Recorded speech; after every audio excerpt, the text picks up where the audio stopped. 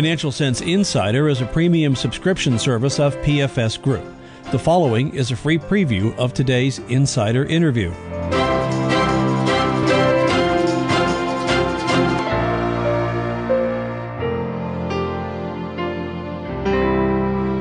Joining us on the program today is Joe Saluzzi. He is the co-founder at Themis Trading. He's a trader for institutions, and he's also the co-author of the well-known book, Broken Markets, How High-Frequency Trading and Predatory Practices on Wall Street Are Destroying Investor Confidence. And Joe, I wanted to get your thoughts on the subject because I was reading a book just recently. It was actually by Bruce Schneier. Data and Goliath was the title of the book. And he started out, I would say, from maybe a little bit of a philosophical kind of picture of what's taking place in our world. And I know it relates very closely to a lot of the things that you speak about and what you wrote about in Broken Markets. But he talked about how all of the objects around us, whether or not we're talking about refrigerators, whether or not we're talking about cars, all these things, these normal everyday objects are now being computerized. So instead of a fridge, like we would traditionally think of a fridge, it's now a computer that happens to cool your food. Or instead of a car, we actually have a computer that just has wheels and a drivetrain, just as you would think of Tesla, for example. It's really just a computer on wheels. And of course, this relates to the market too as well, because the market is not consisting of just a bunch of individuals yelling back and forth on the floor of the NYSE, for example. It's also being transformed into this large, massive computer. And I wanted to ask you about this because, of course, we know that there was the recent halt on the NYSE, and we've seen a number of other glitches. What do you think about this computerization of the market, and how does that relate to what you do? First, Chris, thanks for having me on. And that's really interesting, actually. Here's a good way of looking at it. There's no such thing as bug-free software, right? And Mark Cuban actually had said that once, and he's absolutely right. So if there is a bug in that refrigerator that's now automated in the software that's running it, the worst thing that could happen is you lose the contents of your refrigerator. Maybe you get some sour milk and a few other things.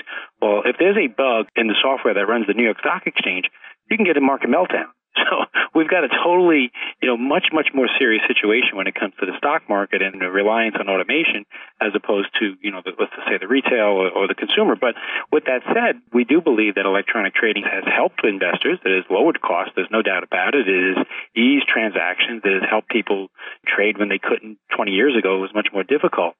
But there's a difference between electronic trading and that's so-called high-frequency trading or proprietary trading, whatever they want to call it now. There's a whole band of lobbyists trying to change the name of high-frequency trading for whatever reason. But I think that we have to be extremely careful. And markets now, the problem today is that markets are so intertwined, and it's not just the stock market. So, we focus all of our attention on the stock market. That's what I do for a living. But all of these markets, whether it's commodities, currencies, stock market, bond market, they're all linked together. So when one of those markets experiences some sort of glitch, if we want to call it that, they're all going to get affected at once.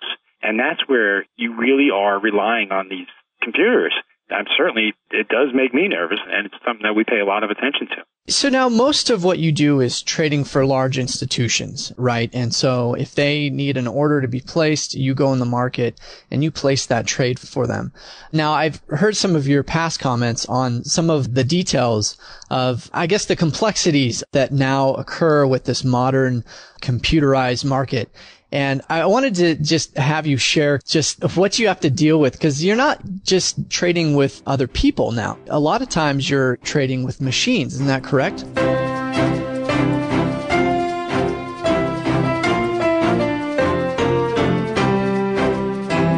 Hi, everybody. John Loeffler here. You've just been listening to a free preview of the Financial Sense Insider Premium Edition.